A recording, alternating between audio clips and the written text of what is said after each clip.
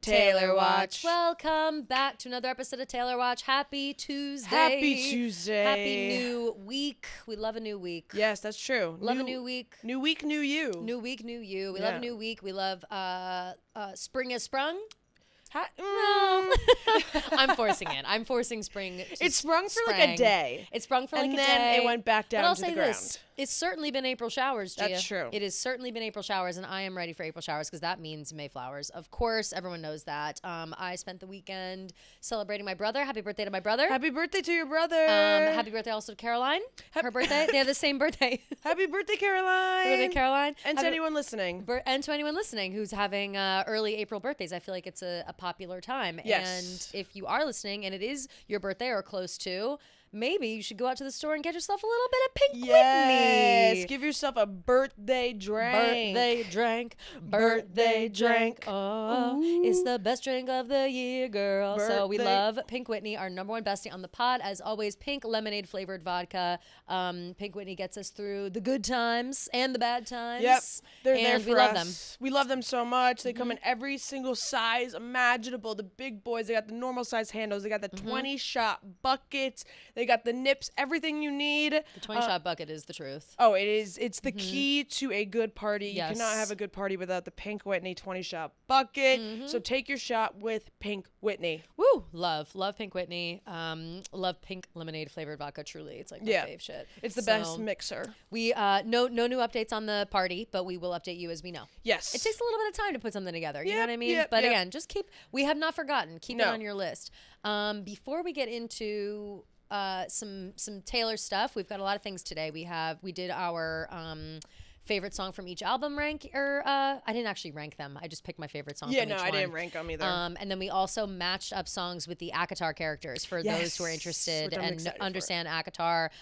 We'll explain more of that as we get closer. We have a couple of things to discuss. In the meantime, Taylor and Travis related, a couple of ancillary characters. Jack Antonoff is tweeting up a storm all weekend in the studio having fun. But first I wanted to bring up Justin Bieber. Poor Justin Bieber. Only because we just talked about him last episode and we went on and on about it. But pretty much right after we were done recording, then we started seeing reports that like Justin's, Haley's seeking psychological help for Justin. Now he's liking a bunch of posts of Selena and Benny. That was so weird. I'm feeling bad. He's sick. He's not well. You know what I mean? And that sucks. It sucks really bad. Hopefully he gets the help that he needs. But yeah, I think at this point it's like, I feel bad for him. Yeah. I feel bad for him. I feel bad for Haley. I feel bad for Selena and Benny. Like it's become a soured situation, and I just think everybody needs to. Yeah, I feel the most bad for Haley and Selena. Yeah, me too. Just because I feel like this whole thing has gotten so like out of hand. When at the end of the day, it's kind of all just Justin Bieber's fault. And obviously, like, he was a kid for most of that time. Yes. But like the fact that he's still like doing weird stuff. Well, he's got trauma and like has never grown up. You know what I mean? Like he's kind of like that. Like he's child star vibes. Yeah, no, for sure. Sucks, but and that's something that so many people have gone through, and so many famous people, I should say, and yeah, we just hope he's okay. I hope he's doing all right. Me too. I've seen like take his phone away, It's like people never want to do that. Yeah, it's also hard. Like you can't help someone who doesn't want to get help. And this isn't a total assumption, obviously, but like just based off what you've seen, I don't know. To me, it seems like he doesn't think that he is having issues. No, just based off like he thinks the it's posting like, I'm being and silly. stuff online. Yeah, so.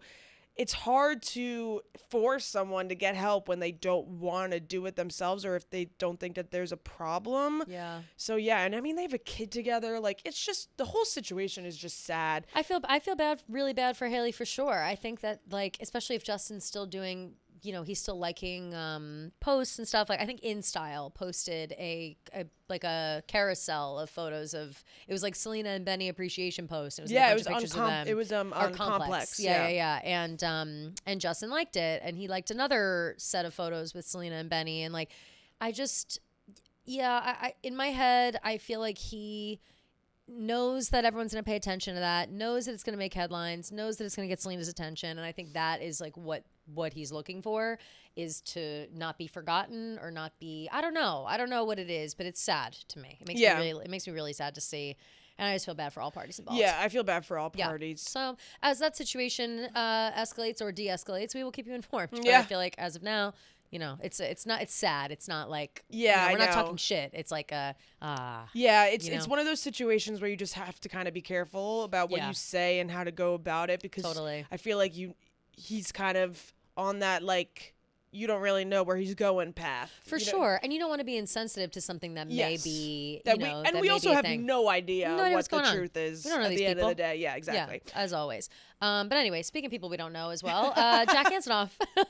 Jack Antonoff was in the stew, said he's having a great time hanging out in the studio. Didn't explain why or what. Of course. Then randomly, like an hour later, tweeted that he loves Fresh Out the Slammer. That's his shit. So the Swifties have been banding together to get the streaming numbers for Fresh Out the Slammer up. Yes. So then he tweeted, like, into the Fresh Out the Slammer thing, it's my favorite song.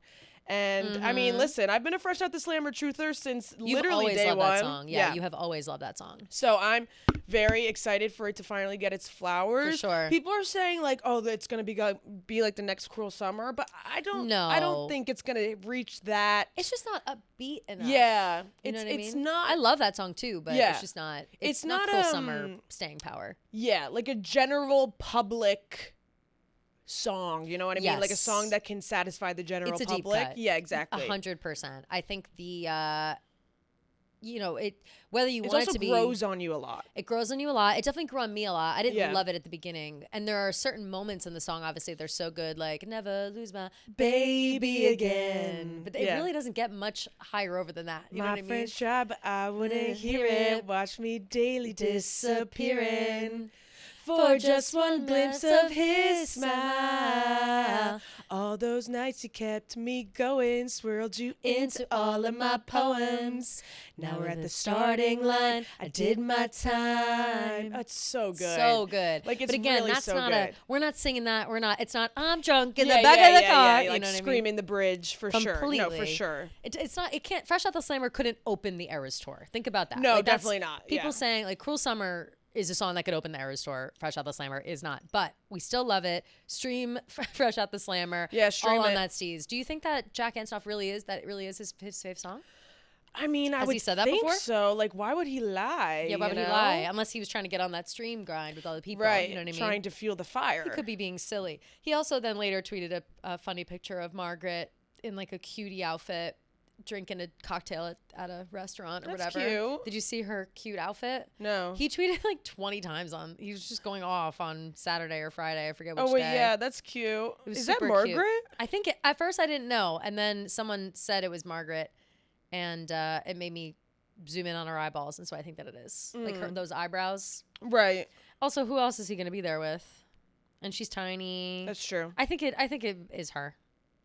If not, who would it be? Someone tweeted at him, at Jack Antonoff is being very suspicious and I don't like it. And he quote tweeted it and said, I love my work. Yeah. Which is hilarious. And I like when Jack starts to pop off a little bit, because that means he's feeling confident about something. Yeah, right. And who knows if it has to do with Taylor, but anything Jack puts out, I'm seated. You know what I mean? Like yeah. He's one of those guys where he really can do no wrong in my eyes musically. Oh yeah. I'm a big stan. So we'll see. You know, who knows? He's in the stew. Who's he with?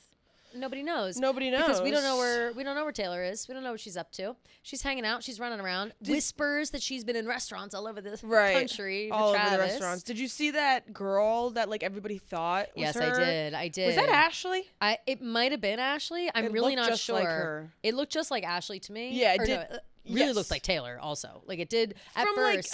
Yeah. When I first saw it, I went, oh my God. And then when I like zoomed in on it, I was like, who is she with? And it looked like Tree Payne, but it looked like Timu Tree Payne. So I was like, definitely not Tree. And then I was looking at the comments being like, didn't even move. I was like, okay, I moved a little bit. Like, it definitely looks like her a little bit. Like, let's not be crazy. The first picture I saw was like a pretty like zoomed in. So like I was like, okay, that doesn't look anything like her. But it was like at a Kansas City like soccer game or something. Some kind of, I have no idea. Like, what it even was. I don't know. I stopped paying attention once I realized it wasn't her. Yeah, exactly. So no, literally, exactly. Yeah, I was like, all right, well, who cares? So yeah, who knows what that's all about? Not her though. So we don't know what she's up to. We do know that she is on the cover of Forbes though. Yes. Woo! I don't know what Billionaires Club. Did they take like a picture of her from the Grammys? And then use turn that it into picture. I because think so. I don't know why, but I just was like obsessed with the way that with her drawing. Like she looked so cute, and yeah, she's so adorable. Like her hair, because it's all like fake drawings. It's definitely like hair the Grammys and lip. up from the right? the Grammys for sure. And I like how they put her in like a fun little silver power suit. Yeah, I love that too. So I love it's the world's billionaires list, the richest in 2025.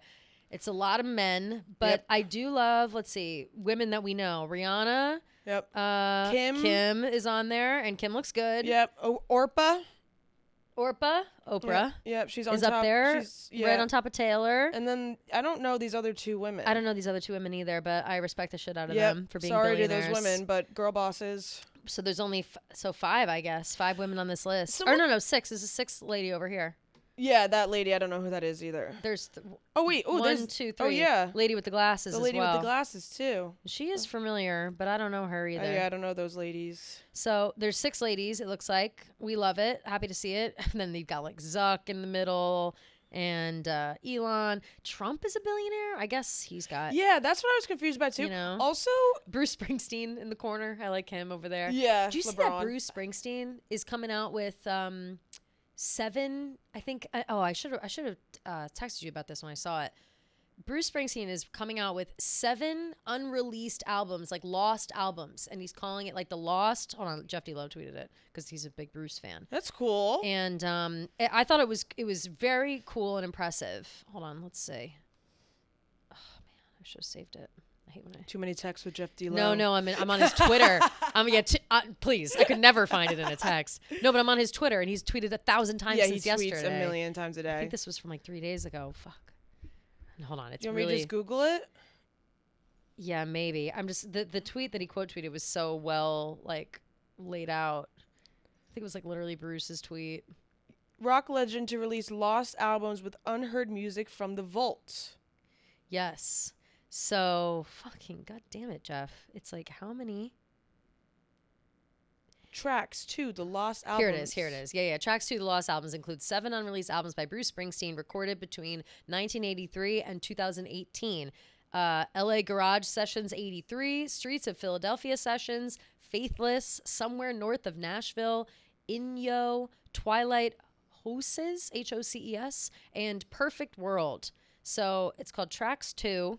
People are not sure about this, but everyone's really excited. Jeff D. Lowe, the Springsteen fan, says, I can't even wrap my head around 7 new Springsteen albums all at once. May not listen to another song from a different artist for months. And that honestly made me think of Taylor. Because it's like, same. Like that's all I do is listen to her re-records and it's similar, obviously, not the same concept, but very similar. But yeah, I mean, if Taylor did the same thing, I would be in the same boat, obviously. Of course. So that's interesting. But anyway, back to the Forbes cover. Shocking that Selena Gomez wasn't on it. I looked it up after she was just shy of $1 billion this year. It's only in 2025. Oh. So like Kylie's not on it either. Right. I was wondering where she was. But yeah, Kylie made like 800 million this year, not $1 billion. So and Selena, same thing. What the fuck, girls? Get your fucking money out. Come on, ladies. Nobody wants to work these days. Yeah, it's like nobody wants to get off their ass and work. Get off their ass and work. God damn it. So yeah, well, Kim did. She's on the cover. Yeah, so, right. So yeah, I like how that's all set up. I'm curious about, I guess you're on the cover if you made $1 billion. Like that's it. That's the only criteria. But Taylor on that cover is certainly a picture from the Grammys. Digitized with like a silver power suit. Yeah. So we love it. Like the man, it looks kind of like the man. It totally suit. does. Yeah, it totally does. I wonder if she had to like approve it. You know what I mean? Like, do you have to approve your cartoon? I feel like right? I feel like yeah. Well, like they fucking gave Elon like a fucking halo like behind his head. So yeah, what's that all about? Yeah, I don't know. Behind him like that. The glazing is crazy. That's too much. Yeah. And I'm surprised coming from Forbes. Usually they're pretty in the middle. Right. But whatever. Another powerful woman who wasn't on the Forbes cover, but is still on the cover of our hearts. Yeah. Halle Berry. Halle Berry is massive Swiftie. Just a what's it called? Perfect woman. Yeah, perfect woman. But she's amazing. Like I would put her in the same category as like Laura Dern, like a beloved, like just an ever beloved. Just a beloved celebrity. You know, like beloved celeb, just a woman of the people. You could do no wrong. Yes. You know what I mean? She's a golden child of Hollywood. You know, adult obviously, but I think that that she is one of those women that like everyone loves and respects Halle Berry, and she's a loving and respectful person. Excellent actress, you know. She's just lovely all around. And so she was doing what was she on? It was like a radio interview or yes, it looks like it was it's The Skim. Shout out to The Skim for getting a Halle Berry interview.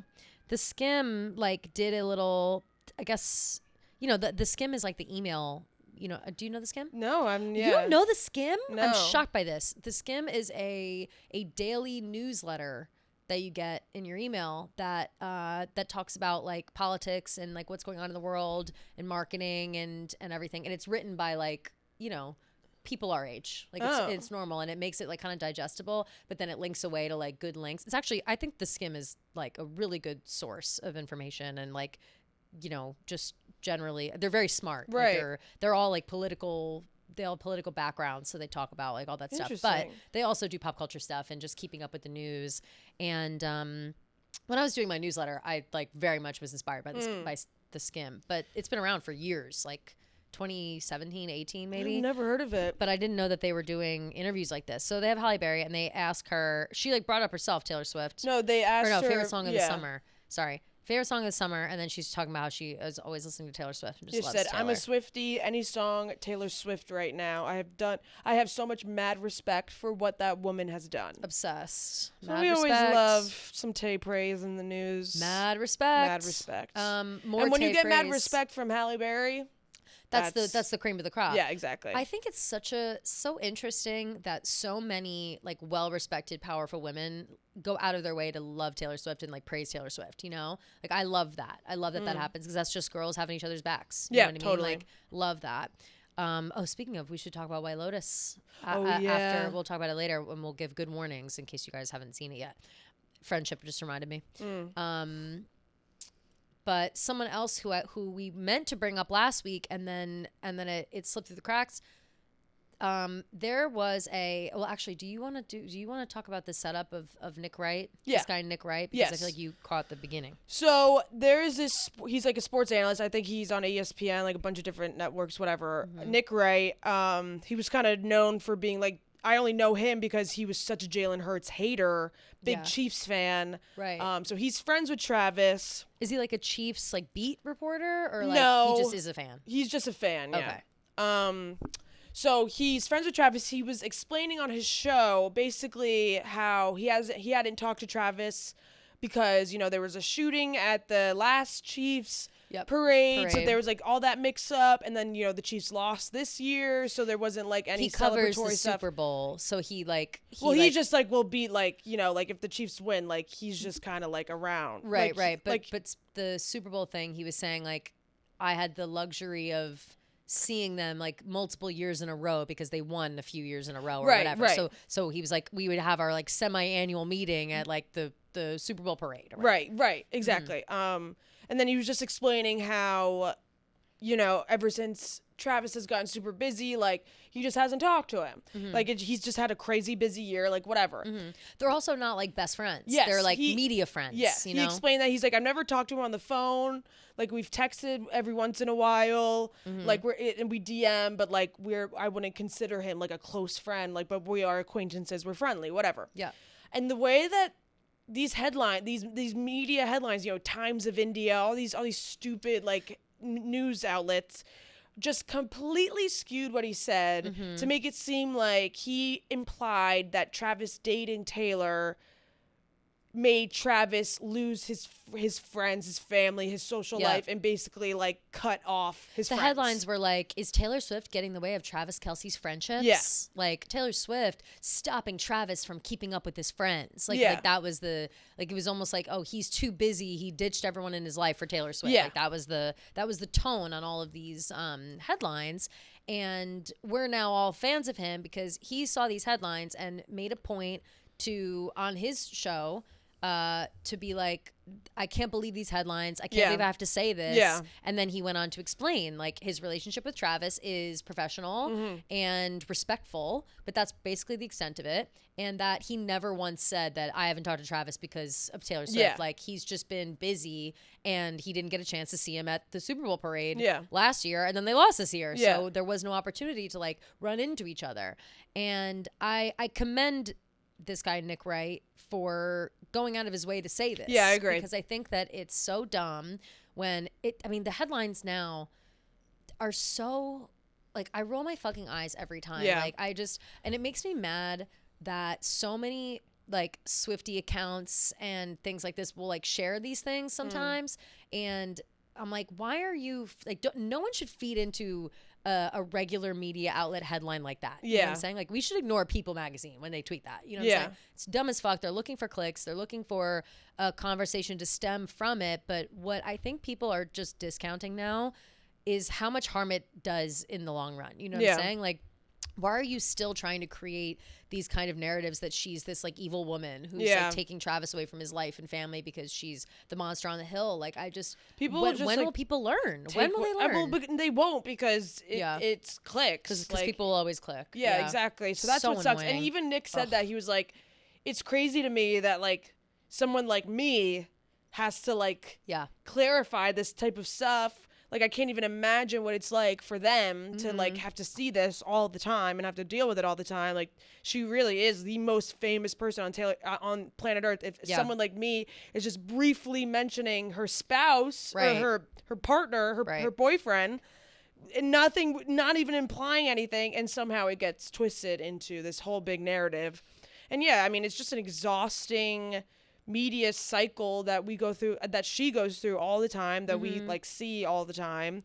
And unfortunately, it's like, I just don't know when or if it's ever going to stop, just because she's so fucking big that people are going to click on anything that has her name in it. I know.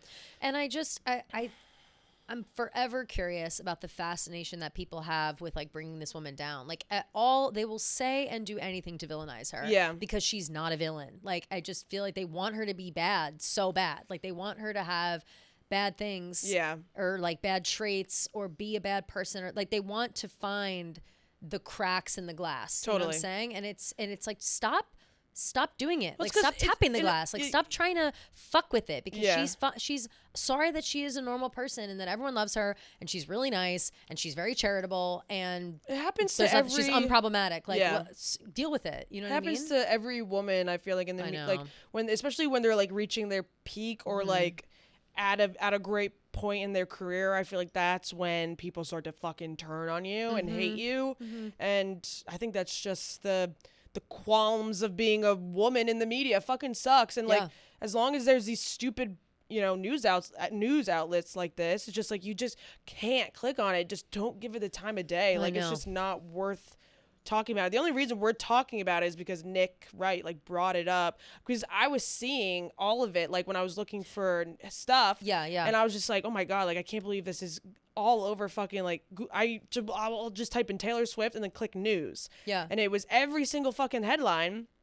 And I was like, that's so weird. Like, I wonder where this is coming from. Obviously, I knew we weren't going to talk about it because, like, I could tell it was bullshit. It was dumb, And then when Nick Wright brought it up on his show, I was like, okay, now I feel like we should talk about it. For sure. Because I also did notice how crazy. Yeah, no, you said it last week, being like, look at this bullshit. We were going to briefly mention, like, oh, look at this. He said a casual thing, and look at all these stupid news outlets. But then, then he came out and said his own thing. So it really was, like, just absurd. It's just absurd. And it's very frustrating. But, you know, all these people are hungry for anything Taylor, because she's not giving them what they want. Yeah, you know exactly. what I mean? Like, they want the clicks, and they're missing the Eras Tour clicks, and they're missing, like, all that bullshit. And so instead they just want to create false narratives. Right. It's just so dumb. I just don't know. And as someone who has worked at multiple media outlets in my career, not just Barstool, I don't know how, as an author of an article, like I've written for a lot of blogs and a lot of places where you can get away with what you put on the website and whatever, especially Barstool, you can write whatever you want. Yeah. But it really is like, it comes down to how do you feel comfortable putting out such bullshit? You know what I'm saying? Like, I would never, like, we see these things and I worry sometimes. Sleazy, no morale, like these sleazeballs. Completely. I worry sometimes that or I'll have like a moment of worry where I'll see all these headlines about Taylor Swift and it's bogus. And I know that it's bogus.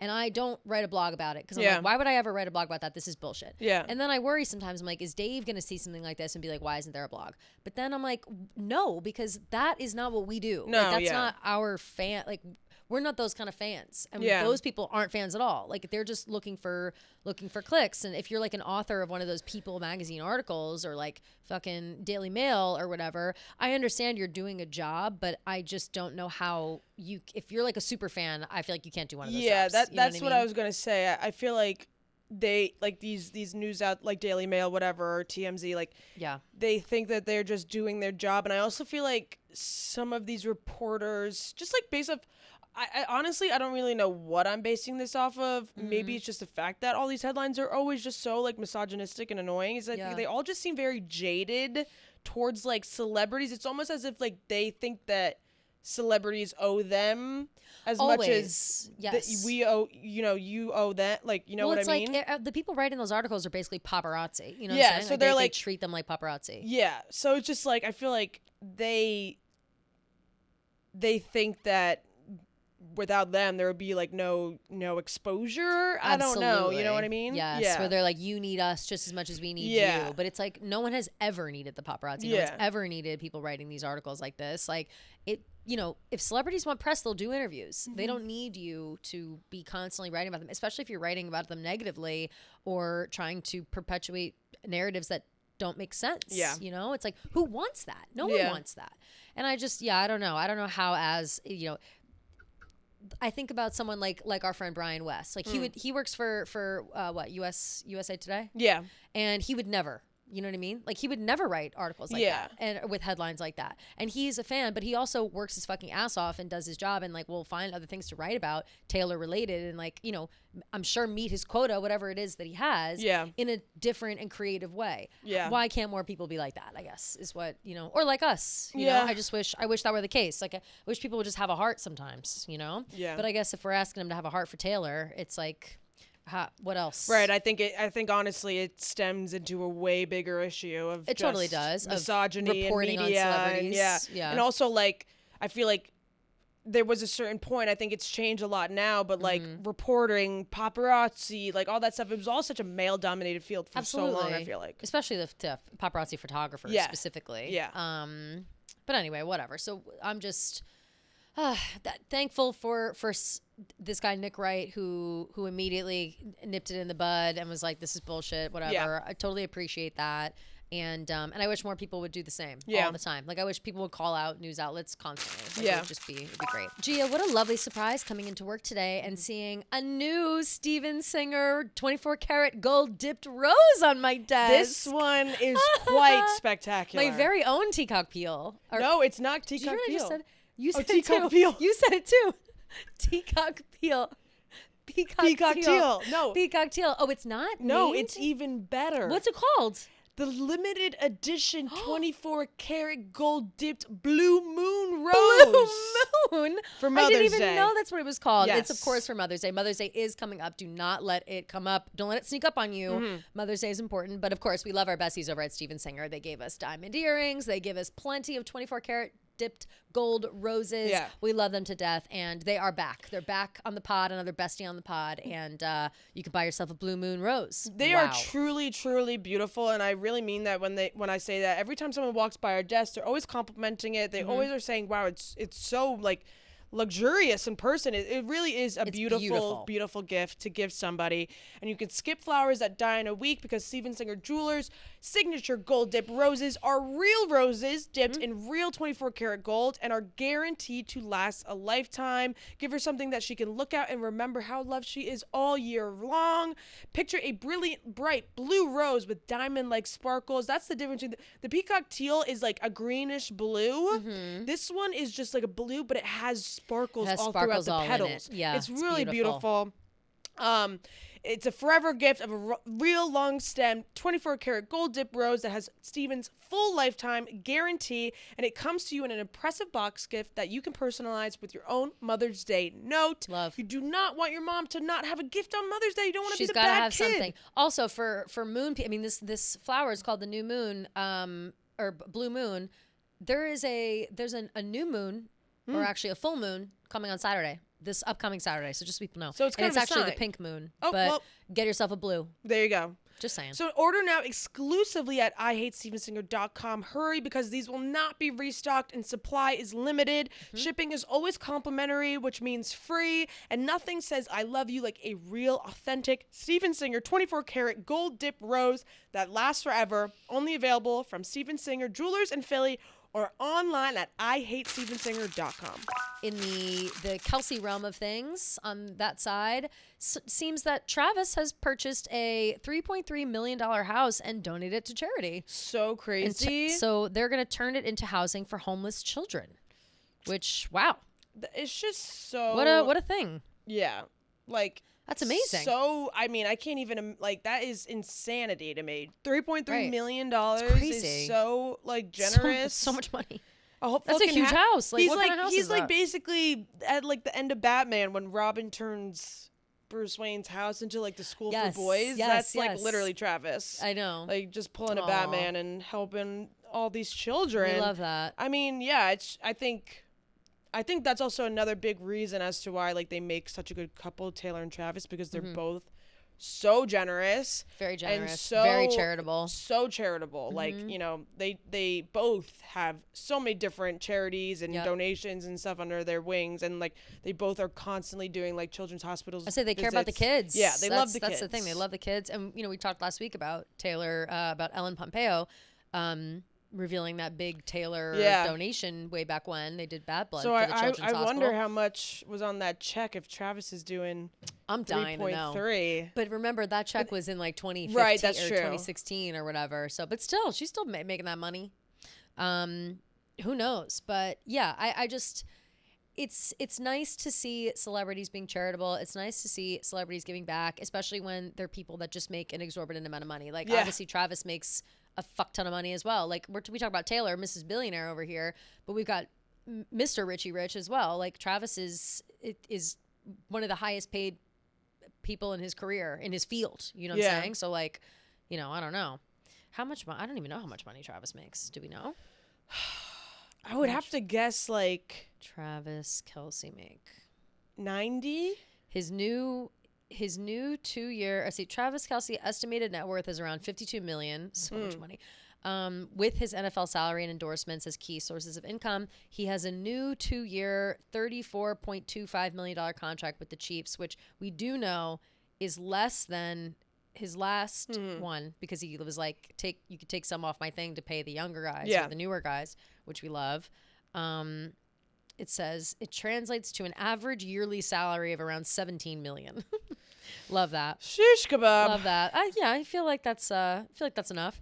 But anyway, yeah, it's like if you have money like that, if you have multi-millions, your millions are in the 50s and up, and you're a billionaire or whatever. It's just good to see people caring and like giving it away. The least you can do is cough it's more money than you'll ever spend in a lifetime. Like, you know what? I mean? Exactly. Like, what else are you gonna do? It's crazy. So we're proud of him for that, and we love to see it. Yeah.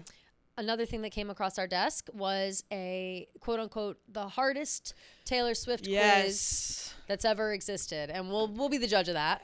Yeah, we will be the judge. I didn't even of that. look at it. I didn't look at it. No, Did I haven't you? looked at it either. Okay. I'm don't know what it's about. Conflicted because a lot of the times these like hardest Taylor Swift quiz like aren't that hard. Agreed.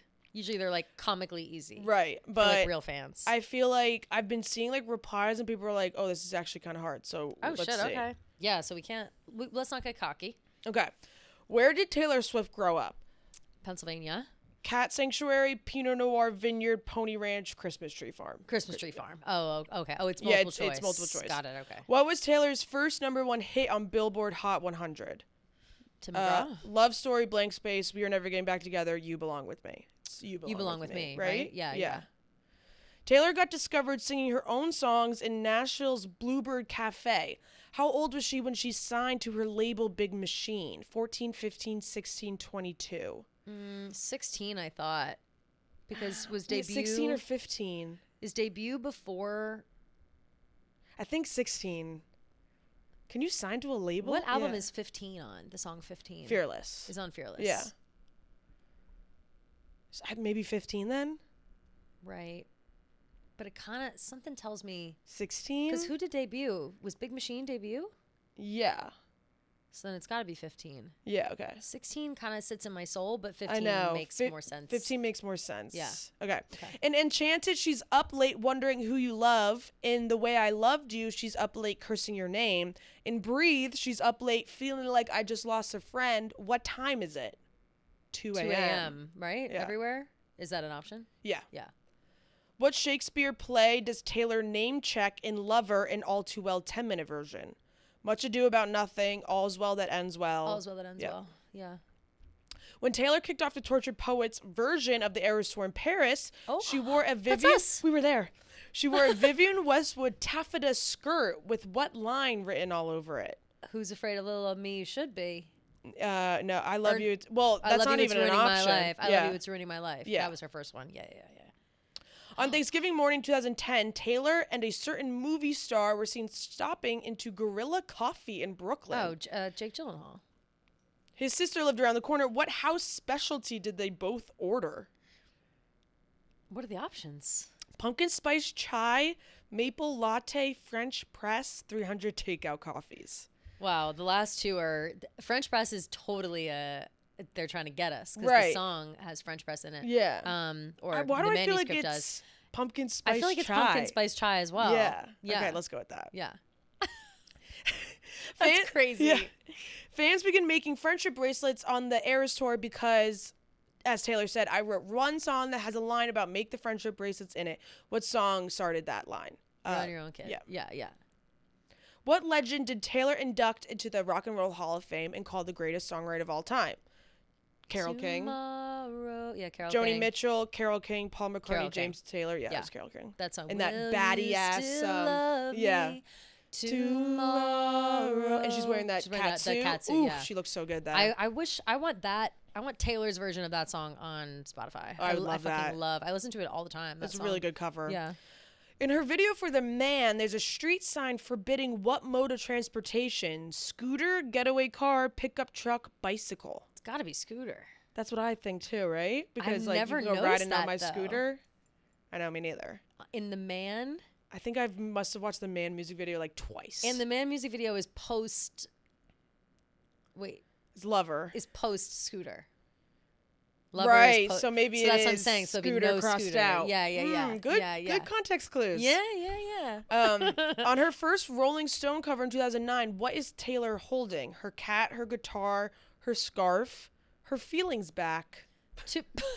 Her feelings back. That's a crazy... it's her guitar, right? I think it's her guitar because her cat was Time. Yeah, the Time People and Person recently. of the Year. Yeah. And then what was the other option? Her scarf. No, I think it's her guitar, I think it's right? Guitar. Yeah. For Rolling Stone, yeah. Okay. And yeah, she's got curly hair. Yeah, it's definitely her guitar. On her early albums, fans loved to decode the hidden messages in her liner song. In her liner notes. Okay. Which song had the secret meaning, there once was a girl known by everyone and no one? State of Grace, Clean, Blank Space, All Too Well. Ooh. Is this not a deep dive that we've done? This is hard. It's got to be... Blank Space, It's got to be... There once was a girl known by everyone and no one. Like, Blank Space is kind of like, you all think you know me. Like, sort of, yeah. What are the other options? State of Is Grace, there a red option? Yeah, what about Clean. State of Grace? Clean, no. I just don't think State of Grace, like, applies to that, Saw like... you coming. Yeah, not really, I guess. Yeah. Blank Space, yeah, maybe best guess. Yeah, I'm trying to think, because remember we've done all those deep dives, and that one doesn't sound familiar to me, so it must be an album we haven't done yet. I know, we haven't done 1989 and we haven't done 1989, so that could make sense. Yeah. Okay. How did Taylor meet her longtime friend Selena Gomez? A double date with the Jonas Brothers, on the red carpet at the MTV Video Music Awards, Taylor played herself on Wizards of Waverly Place, or singing Crazier together on the set of Hannah Montana the movie. Okay, that's never not happened. True. Yeah, that's never happened. And also, she never was on Wizards of Waverly Place. No, I kind of think it might have been like a double date with the Jonas Brothers, because I think that Selena right, when she dated was with Nick Joe for and a minute. Selena was with Nick. Yes, has to be that. Okay. Because what's the other? Just on the red carpet? No, I don't think. I think we would have seen that video. Let's go double date. Right? I think double date. Which of the following Eras Tour surprise song mashups never happened? Oh, fuck. This is hard. Okay. This is hard. A Place in This World / New Romantics in Vancouver. I think that did happen. I think that did happen, too. Because that was one of the last One shows, of the and I remember last everyone was so ones. surprised. Yes. The Prophecy in This Love in Indianapolis, that did happen. Yeah. Our Song and Call It What You Want in NOLA, and then August Red in London. August Red doesn't sound right to me. Yeah, August wouldn't be a surprise song either, because it's on the... Because it's in the... Yeah. Right. Yeah, there it is. Yep. There it is. Context also, clues. August and Red that would be a bad mashup. They don't make What sense. Oscar-winning actress plays her evil stepmother in the Bejeweled video and tells her, "Speak not, tired, tacky wench"? Laura Dern. The GOAT. Laura Dern. Oh, my God. What? Math time. Oh, Take Taylor's favorite number and Okay. add it to James' age. Who's James? Oh, James. Like Betty and James? Yeah. So... Is he supposed to be like 17? Oh, I'm only 17. Yeah. Okay. Wait, I gotta get the calculator. It's her say it again. Her favorite number, 13 plus 17. Yeah. Multiply by the number of stitches you get in the hospital after a snowmobile 20 crash. stitches in the hospital room. Okay, so times 20. Divide by how many summers she had you in Lover. I loved you 3 summers now. Wait, no. Is it 2 I loved summers? you 3 summers now, honey. No, it's 3, I think. Wait. I loved you 3 summers. I think it's 3. Yeah. I loved you 3 summers now, honey. But I want them all. It's 3. I loved you. Yeah, I think you're right. That makes sense. Is it 2 or 3? No, I think you're... I loved you 2 summers. No, it's 3. 3. Yeah. It's 3. Okay, it's 3. So times 3. No, divided by 3. Oh, oops, yeah, right? you're right. Yeah, divided by 3. Okay.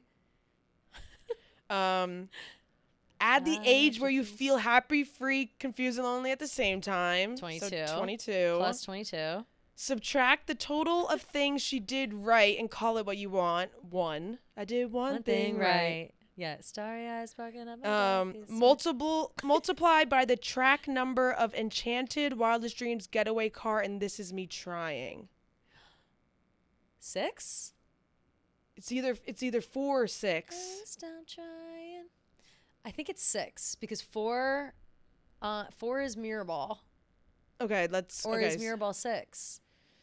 Wait, what are they? I don't again? know. Haunted is one. No, of them? Enchanted, Wildest Dreams, Getaway Car, This Is Me Trying.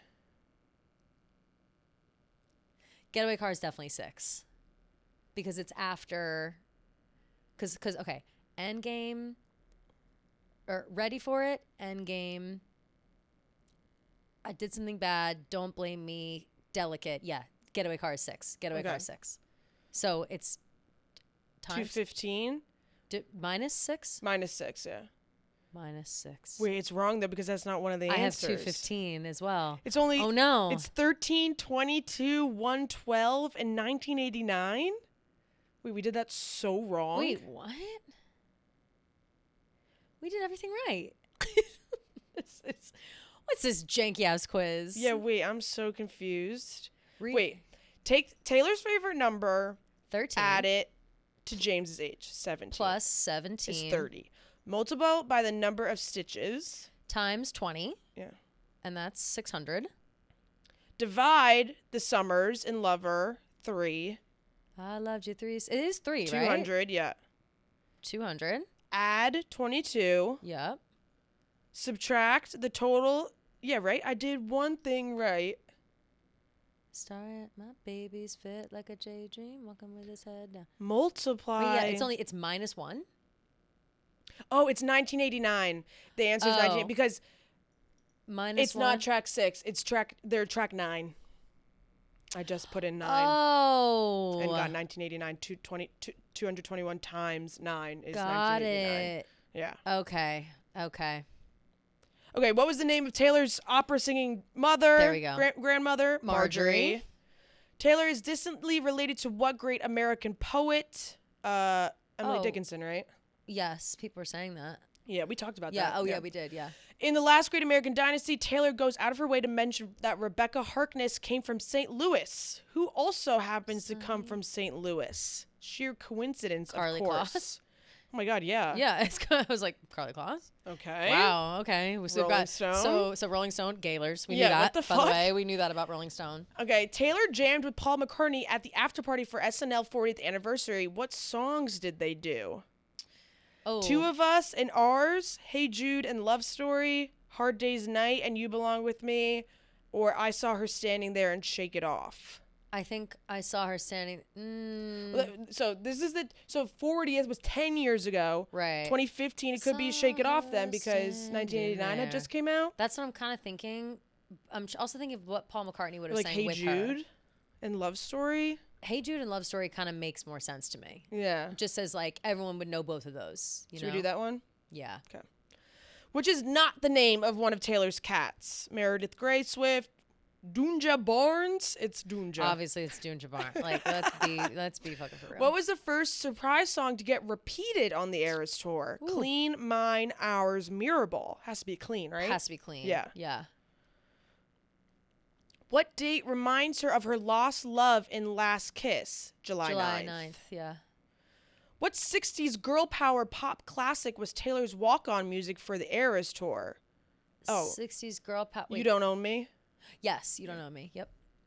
Taylor was still in high school when she wrote about a crush on her classmate, slipping his name into the massive hit Teardrops on My Guitar. What was his name? Drew. What Scandinavian pen name did she use as an alias to write the Rihanna and Calvin Harris hit? This is what you came for. Nils Solberg. Nils. Yeah. How many times did Taylor Swift sing the title in We Are Never Getting Back Together? We are never, ever, ever getting back together. We are never, ever, ever. I have to talk to your friends. I'm going to say my friends. Talk to me. Hold on, 0, wait. 10, Let me 12, guess. 22. We are never, ever, ever getting back together. 3 times. I'm going to say 3 times. She says it 3 times in the chorus. I'll say 4 times. 4 times total in the chorus. 12. So 12 is my guess. Yeah. What are her longest and shortest songs? All Too Well and Vigilante Shit, Enchanted and It's Nice to Have a Friend, Dear John and Picture to Burn, All Too Well and I Look in People's Windows. Probably All Too Well and I Look in People's Windows. Yeah, that song is so short. Yeah. Yeah. On a demo, Taylor sang these lines. So take my hand and we'll both stand inside a burning building. Maybe I'm a shit show, but I'm fun and kind of cute and willing. These lines got cut from what song? Cruel Summer, New Romantics, Wildest Dreams, Antihero. Kind of sounds like a Wildest Dreams. Wait, read them again. So take my hand and we'll both stand inside a burning building. Maybe I'm a shit show, but I'm fun and cute, kind of cute and willing. I only was thinking Out of the Woods because it reminds me actually No, it's Cruel Summer, New Romantics, Wildest Dreams, Antihero. Or Wildest Dreams, I mean. Because it sounds like a 1989 surprise song line. Like it'd be in one of those songs. But I don't know if... I don't really know. I just saw like this tweet, like the New Romantics original lyrics. Yeah, it could be that. And I didn't read them. I didn't either. I'm not a New Romantics fan. I think New Romantics on that one. Yeah, I think you're right. Love is so short, forgetting is so long. Taylor quoted one of her favorite lines of poetry in the 2012 Red liner notes, and again in 2021 as the epigraph of her All Too Well short film. What famous Chilean poet is she quoting? Gabriela Mistral, Pablo Neruda, Marta Brunet, or Carmen Berenguer? It's definitely a girl. Yeah. Gabriela? Marta or Carmen? I kind of think Carmen. Okay. Something tells me something about Carmen, but I might be wrong. Taylor named her first single after one of her favorite country singers, who she soon duet with in real life. What was their duet called? Run, Highway Don't Care, That's When, Nothing New. Highway Don't Care, right? Highway Don't Care. That's Keith Urban, their first duet. Oh, yeah, I guess so. I was thinking Tim McGraw. Well, it just says, oh, yeah, because Tim McGraw is, sorry. Right. I'm getting confused. Yeah. It is Highway Don't Care. Okay, yeah. Because I was confused because That's When is Keith Urban. So I was like, wait, Yes. what? Okay, yeah, so it's Highway Don't Care. Highway Don't Care. Yeah. Who co-produced Taylor's first 4 albums up through Red? Max Martin? Yeah. Or no. Or who else is on the list? Jack Antonoff, Ryan Nathan Tedder? Chapman, Max Martin, Aaron Dessner. Oh, Nathan Chapman. I think it is. Yeah. Nathan. Yeah. The first time Taylor acted in a movie, not playing herself, she co-starred with the guy she dated in real life. What song did she write about him? Back to December. Yeah. And what was the movie? Valentine's Day. One of Taylor's favorite literary references is The Scarlet Letter, the 1850 novel about forbidden love in Puritan America, where heroine Hester Prynne is forced to wear a scarlet A. What classic American novelist wrote this tale? Oh my God, Herman Melville, Nathaniel Hawthorne, Edith Wharton, or Nella Larson? Oh, wow. It's one of the bottom 2. Edith? I think it might be Edith. I like that. Okay. What song started out in the Aerosaur set list but got dropped after 4 shows and replaced by the one? Invisible String. Yeah. What legendary punk rock goddess got a shout out in the Tortured Poets department and responded by posing for a photo with a book by Dylan Thomas? Patti Smith. Yep. What song is not a track 5? All Too Well, Delicate, My Tears Ricochet, Enchanted. Enchanted's not. Yeah. What was the name of Taylor's first perfume? Starlight, Fearless, Wonderstruck. Yeah, Wonderstruck. Dear John, one of her deadliest breakup songs, dropped the Tay Revenge bomb on John Mayer. He responded on his next album by singing about her. What was Mr. Mayer's somewhat lame comeback? Isn't it like... Oh, yeah. You're like 22 girls in one, and none of them know what they're running from. Right. What are the other lines? It doesn't matter. Okay, we got 85%. Okay. So, okay, Taylor's first #1 hit was We Are Never Ever Getting Back Together. Oh, wow, huh. We Thought You Belonged With Me. Yeah.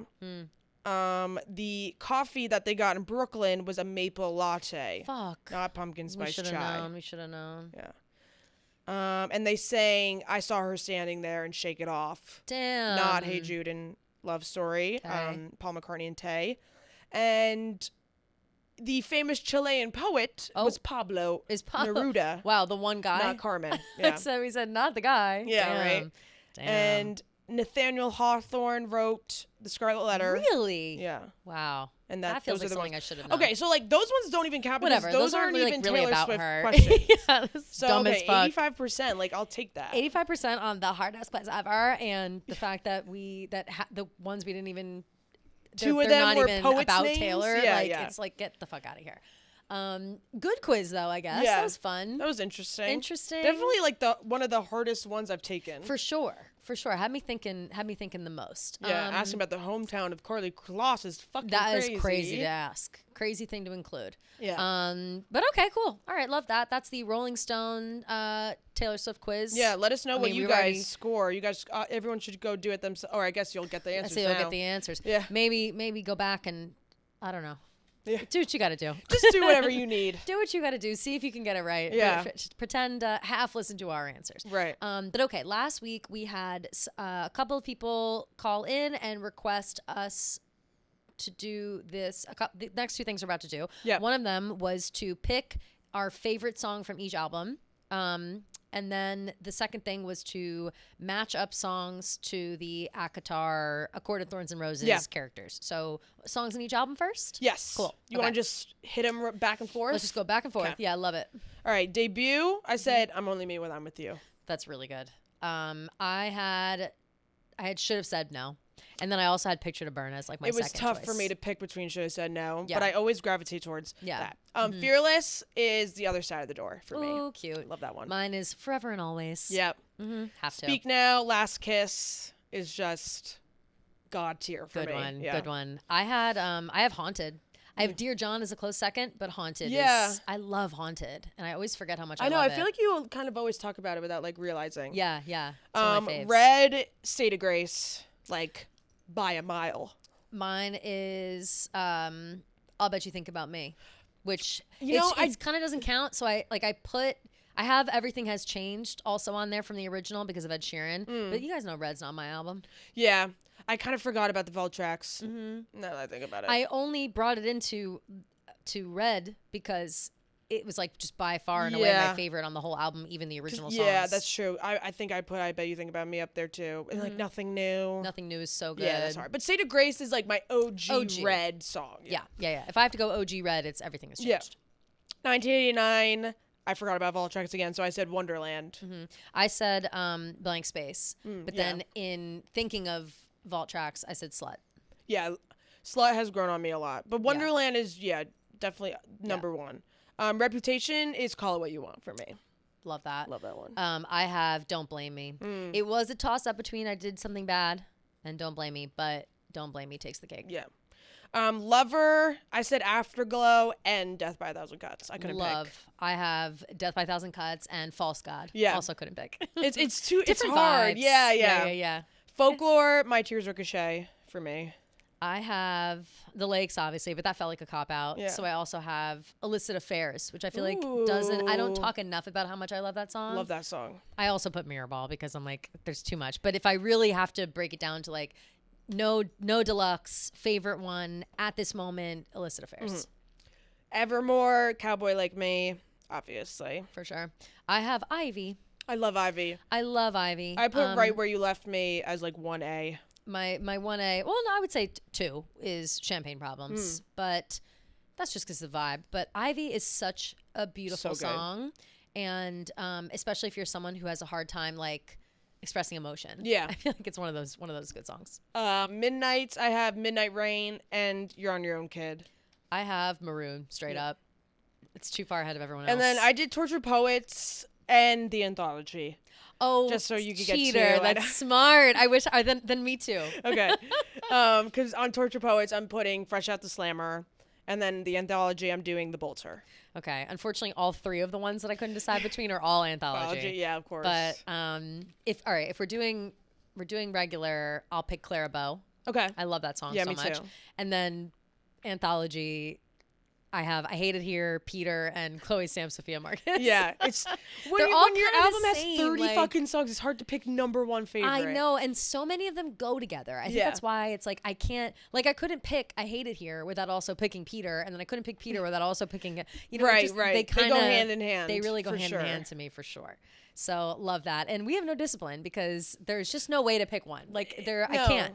There's too many options. Especially when you get to like these later albums. Absolutely. It's too hard to pick. They're all just so fucking good. They're too good. Okay. So now moving into A Court of Thorns and Roses. For those who have not read these books, get on it. They're really good. Yeah. And they're a great escape. Sarah J. Maas. They're a great escape. They're just a really good disassociation series. Yeah. Not only ACOTAR, but also Throne of Glass and Crescent City. We've talked about all these before. But this one is A Court of Thorns and Roses specific. Yep. So the characters we have are Farah.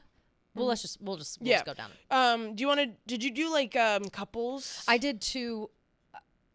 No. Okay. Yes and no. I have one that goes with 3 people, and then I have one that can apply to all the women. Okay, let's do characters first, and then I'll say the couples ones that I did at the end. Perfect. Okay. So I have for Farah, I have Lavender Haze. Okay, yeah. And I also have Dear Reader, to be funny. To be honest, I really couldn't pick one for Farah because she just has she changes so much throughout the series, so it's really hard to pick one. So I just thought it'd be funny. But if we're talking A Court of Thorns and Roses, book 1, she's Lavender Haze, right? You know? Yeah, a little tongue in cheek for me too. I picked the Archer. Right. Oh, good one though. That's good. That's really good. But then also, if you're doing like A Court Mist and Fury, I'd say You're Losing Me for sure. Love that. And Who's Afraid of Little Old Me for like the later parts. Fair. Yep. Love that. Okay, next I have Elaine, and I did Sweet Nothing. Cute. She's just a little like that's what I think of. When I have I Hate It Here and Right Where You Left Me. Good ones. Yeah. Ooh, Right Where You Left Me is really good for her. I think it's kind of perfect for her. Yeah, that's really good for her. For Nesta, I have Who's Afraid of Little Old Me. Yeah. You wouldn't last an hour in the asylum that they raised me. Like she's people forget the oldest sibling. Like she's the first daughter. And so you forget like she has her own demons, you know? Right. Separately. I have This Is Me Trying and Mad Woman. Good one. Yeah. Good one. Okay. Ooh, for Morrigan, I have Mad Woman. Ooh, for more, I have The Bolter. Good one. Yeah. Really good for more. Let's see. Amryn, I have Look What You Made Me Do. I have vigilante shit. Nice. Yeah. Love vigilante shit. For Amarantha, Bad Gal, I have Better Than Revenge. I Did Something Bad. There you go. Yeah. For Rhysand, I have False God. I feel like there were a lot of options, but False God is like the sexy option. I have Guilty as Sin and Good Mastermind. One. Great. Yeah. Great. Love those. Okay, for Tamlin, I have This Is Me Trying, but I also have The Smallest Man Who Ever Lived. Right. This, yeah, I have Tolerate It, just kind of like through the eyes of Feyre. So true. Yeah. Who else? Oh, Lucian. Mm-hmm. I have It's Nice to Have a Friend. Really nice. Classic. I have The Last Great American Dynasty. For okay, Lucian, cute. because he's changing the mold from his like shitty family. Like the Autumn Court is all bad guys and he's good. Oh, and so he's I like trying that. to like change the, you know. He could also change. He could also be the prophecy. Lucian. Oh yeah, that's true. I love him and like also, justice like, for him. He's like when he's like made and the fact that he's like made it to Elaine and she doesn't like really like him. Exactly. Yeah. Right. And all he wants is love and like he lost his true love. Like yeah, the prophecy is a good one too. Yeah. Cassian, I have Labyrinth. Good one. Yeah. I have Hoax for Cassian. Oh. I just thought because he loves Nesta so much. I feel like that's him singing to Nesta. You know what I mean? Right. More than the other way That's around. like, Don't want no other shade of blue but you. Yeah. He loves like even though she's like having a hard time, he loves her anyway. Love. Azriel, I have Haunted. I have Exile. Okay. I feel like he's so troubled. Yeah, he is. You know, like he's so sad. Yeah, that's kind of what I was thinking with Haunted too. Yeah, Haunted is good. I have Exile for Tamlin and Feyre's relationship. Ooh, good one. You know, God, that's a really good pair. Yeah. I have I said that slut can apply to all of the women. Each totally. One of them. Every single one of them is like all of them faced some sort of like, well, it might be worth it for once if they called me, you know what I mean? Right, like this love might be worth it for once, right. You know, which I think all of them, including like Moore, Nesta, and Amryn, maybe the top of the list. Totally. But I think Feyre too. Big time. For Rhys and Feyre, Rhysand and Feyre, I have Fresh Out the Slammer. Good one. Obviously. Who are you going to call? Right. Yeah. She literally calls him to pick her up. Now, pretty baby, I'm coming back home to you. Yeah. Love that. And then for like the Tamlin, Feyre, Rhysand love triangle, High Infidelity. Oh, good one. Oh, thanks. I have. Oh no, I'm totally wrong. You could put a list of affairs for that one too. I thought I had a yeah. That's a really good one. I have a different trio that I thought I got caught up. Oh. I have Cassian, Azriel, and Morrigan, and they're Betty, James, and August. Oh yeah, that is kind of true. But it's like Azriel is August. Moore is James, and Cassian's Betty. Or no, maybe Cassian's or Azriel's Betty. Maybe Azriel's Cassian Betty is August. Yeah. I think so. It's like they can kind of switch around. Like I'm not sure who's who, but I think that they're a good like triangle. And then for Nesta and Cassian, I have Treacherous. Love. Which is very cute. This love is treacherous, but I like it. So good. Yeah. Wow. What all that did was make me miss all these characters. So I know. Looks like I'm gonna have to reread the book again. Literally. Love it so much. We love ACOTAR and the whole series, like we just talked about. I'm trying to think. That's it, I think. Yeah, we were going to do White Lotus, but I actually have to do the dozen in like 15 minutes. The dozen. So we'll save White Lotus for Thursday. You guys, so catch up. Yeah, if you haven't watched yet, make sure to catch up for Thursday's episode so we can talk all about it because there's a lot. There's a lot to discuss, and there'll be a lot of think pieces, I'm sure, coming out in the next couple of days. That's so true. Get your theory, your thoughts, your theories. Oh, and for our White Lotus discussion, anybody who wants to talk about it, you can leave a voicemail about it. Perfect. So we, of course, our Thursday episodes are all voicemails, DMs, et cetera, et cetera. So if you are wanting to leave a voicemail, go ahead and call the number 347-450-0723. 347-450-0723. You can either call and leave a voicemail, or you can text that number if you're feeling shy. Yes. You can also go ahead and message the Taylor Watch Instagram account. We always are looking at those DMs, and we will bring them up. Pay attention to the stories as well. Make sure you're following us because we will be doing rapid fire questions as well. We'll see you guys next week. Love you guys. Love you.